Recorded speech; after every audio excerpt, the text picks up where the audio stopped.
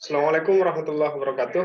Anak-anak Bapak semua, hari ini kembali kita lanjutkan kegiatan belajar mengajar online kita. Sebelum kita mulai pembelajaran, marilah sama-sama kita ucapkan basmalah. Bismillahirrahmanirrahim. Oke, anak-anak Bapak semua, hari ini kita akan bahas materi yang terbaru, materi bab 6 mengenai dinamika atmosfer dan dampaknya terhadap kehidupan. Jadi fokus kita pada materi kali ini adalah mengenai atmosfer ataupun lapisan udara. Sebelum kita mulai pembelajaran, silahkan dibaca ayat ini. Ini ayat yang berkaitan tentang atmosfer, yaitu surat Al-Baqarah ayat 29.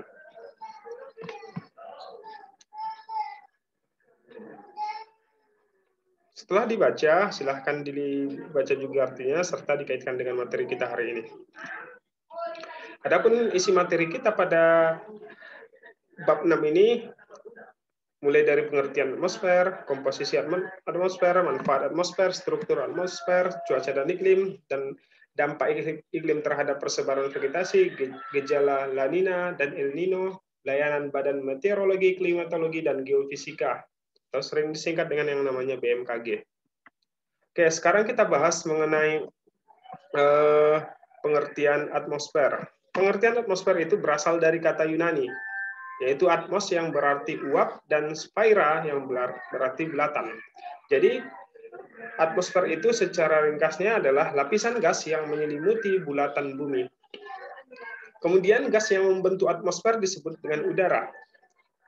Udara natural terdiri dari udara kering, uap air, dan aerosol. Udara bersifat mobil, kompresibel, tidak berbau, tidak berwarna, tidak mempunyai rasa, dan tidak bisa dirasakan kecuali udara bergerak atau yang sering disebut dengan yang namanya angin. Fenomena atmosfer yang mudah diamati dari cuaca cerah yang menyenangkan sampai cuaca buruk yang menegangkan seperti shower, lightning, thunder, tornado. Kemudian atmosfer menyebabkan gesekan bagi benda langit atau meteorit yang bergerak melaluinya sehingga terbakar. Jadi itulah dia pengertian daripada atmosfer. Jadi secara singkat daripada pengertian atmosfer itu adalah lapisan udara ataupun lapisan udara yang menyelimuti bumi. Kemudian kita masuk sifat-sifat atmosfer antara lain. 1. Tidak berwarna, tidak berbau, dan tidak dapat dirasakan kecuali dalam bentuk angin. 2. Dinamis dan elastis sehingga dapat mengembang dan mengerut. 3. Transparan terhadap beberapa bentuk radiasi. 4. Mempunyai berat sehingga dapat menimbulkan tekanan. Kemudian, komposisi atmosfer. Jadi kalau kita lihat dari gas pembentuk atmosfer, yang pertama gas yang jumlahnya tetap atau permanen, seperti nitrogen, oksigen, hidrogen, helium, dan gas-gas kecil lainnya. Gas yang jumlahnya berubah, yaitu uap air, karbon dioksida, dan ozon. Kemudian komposisi udara tersebut berada di atmosfer bagian bawah, yaitu antara 0 sampai 25 km. Artinya 0 ini adalah permukaan bumi sampai ke atas sampai jarak 25 km. Kemudian komposisi atmosfer ini juga kalau kita lihat dalam atmosfer ada terdiri dari gas, kemudian simbolnya, kemudian volumenya atau beratnya. Ada nitrogen, oksigen, argon, karbon dioksida, neon, helium, dinitrogen monoksida, hingga hidrogen. Simbolnya ini dia, simbol kimianya N2O2 AR CO2 Ne He N2O H2.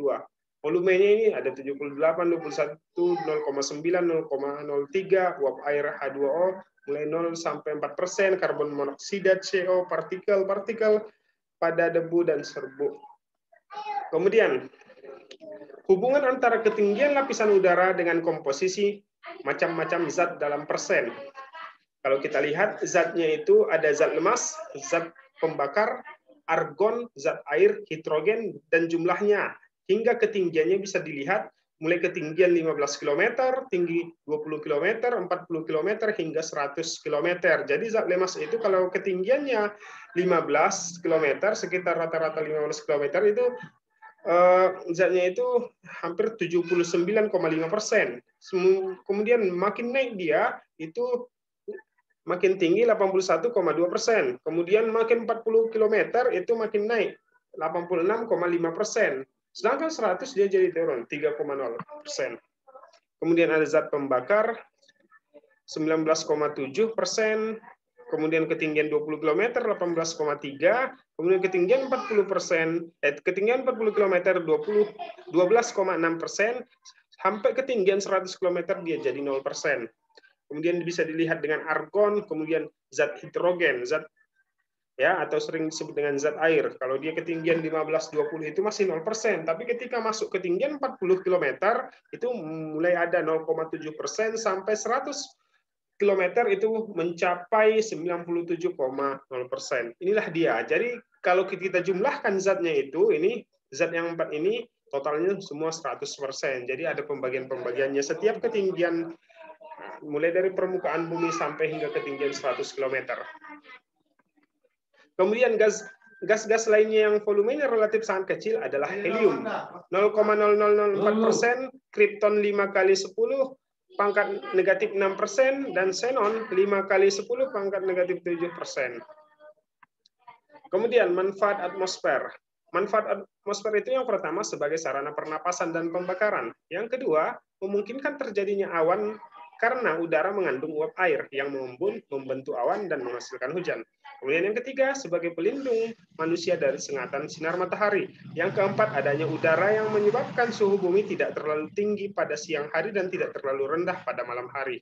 Kemudian lapisan udara melindungi bumi dari hujan meteor. Inilah dia manfaat-manfaat atmosfer. Jadi silahkan diingat ini manfaat-manfaatnya ini sebagai sarana pernapasan, kemudian pembentukan awan, perlindungan manusia dari sengatan sinar matahari atau sinar ultraviolet, kemudian adanya udara yang menyebabkan suhu tidak terlalu tinggi pada siang hari dan begitu tidak terlalu rendah pada malam hari, dan melindungi bumi dari jatuhnya meteor.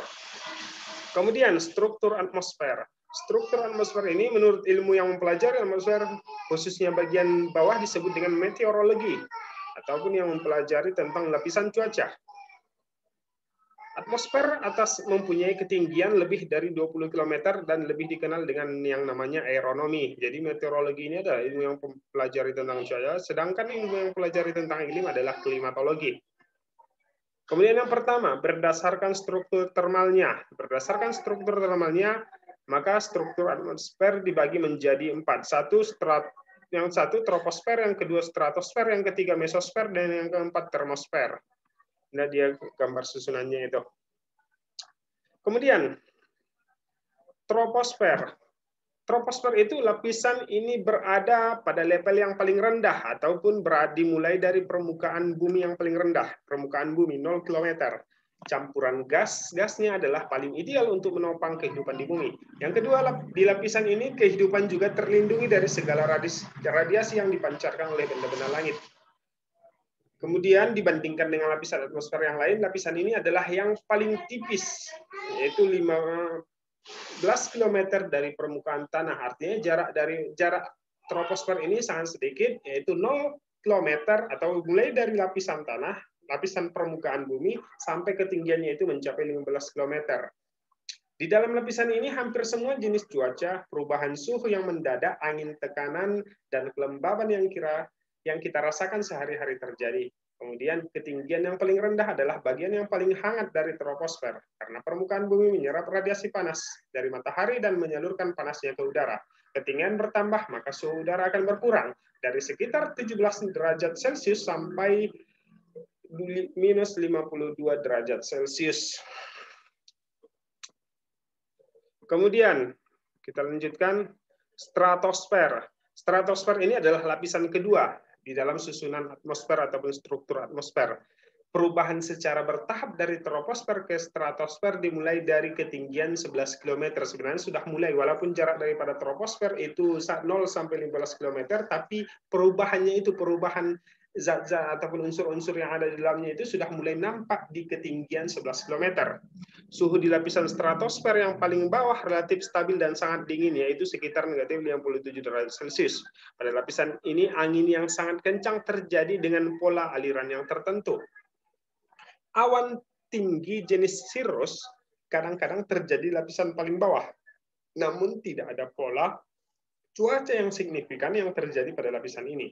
Dari sebagian tengah stratosfer ke atas, pola suhunya berubah menjadi semakin bertambah semakin naik karena bertambahnya lapisan dengan konsentrasi ozon yang bertambah. Lapisan ozon ini menyerap radiasi sinar ultra ungu. Suhu pada lapisan ini bisa mencapai sekitar 18 derajat Celcius pada ketinggian sekitar 40 km. Lapisan stratosfer memisahkan stratosfer dengan lapisan berikutnya. Jadi pada lapisan stratosfer ini adalah lapisan pelindung bumi dari sinar ultraviolet. Karena di dalam lapisan stratosfer ini ada namanya lapisan ozon. Lapisan ozon ini berfungsi untuk melindungi bumi dari sinar matahari atau sering disebut dengan yang namanya sinar ultraviolet. Kemudian lapisan mesosfer, lapisan yang ketiga. Lapisan yang ketiga ini kalau kita lihat sudah masuk di 25 mil atau 40 km di atas permukaan bumi.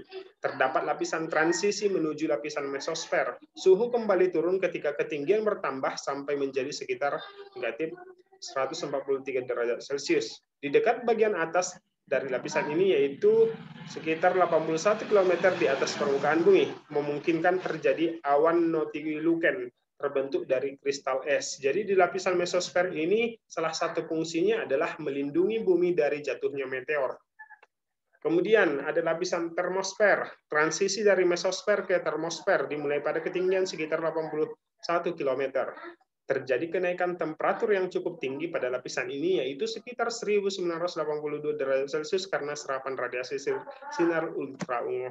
Radiasi ini menyebabkan reaksi kimia sehingga membentuk lapisan bermuatan listrik yang dikenal dengan namanya ionosfer, yang dapat memantulkan gelombang radio. Sebelum munculnya era satelit, lapisan ini berguna untuk membantu memancarkan gelombang radio jarak jauh. Jadi salah satu fungsi daripada lapisan termosfer ini adalah bisa memantulkan gelombang radio. Makanya kita di wilayah permukaan bumi ini bisa mendapatkan gelombang-gelombang seperti gelombang untuk televisi, radio, kemudian handphone, dan lain-lain.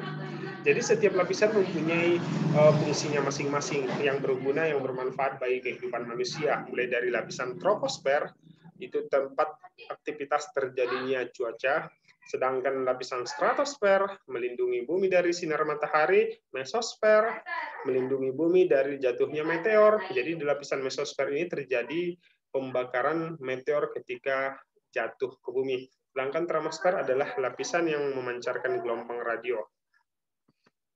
Kemudian yang kedua kita masuk berdasarkan jenis dan kondisi gas. Ya, kalau tadi berdasarkan thermalnya, sedangkan yang kedua ini membahas jenis dan kondisi gas. Yang pertama adalah ionisasi. Berdasarkan konsentrasi elektron yang berbeda-beda, tersebut ionisasi dibagi atas lapisan-lapisan seperti lapisan D, E, F. F ini dibagi F1, F2. Lapisan ini tidak mempunyai batas yang tegas. Sedangkan yang B, lapisan ozon, ozonosfer. Dia kerap untuk menunjukkan daerah-daerah ozon dan ionosfer. Lapisan ozon memantulkan gelombang bunyi, sedangkan lapisan ion memantulkan gelombang lainnya. Oke. Demikian pembahasan kita mengenai materi awal di dalam bab 6, dinamika atmosfer dan dampaknya terhadap kehidupan. Apabila ada yang ingin ditanyakan, silahkan ditanyakan di grup kita ini. Oke, Bapak akhiri pembahasan materi hari ini dengan salam. Assalamualaikum warahmatullahi wabarakatuh.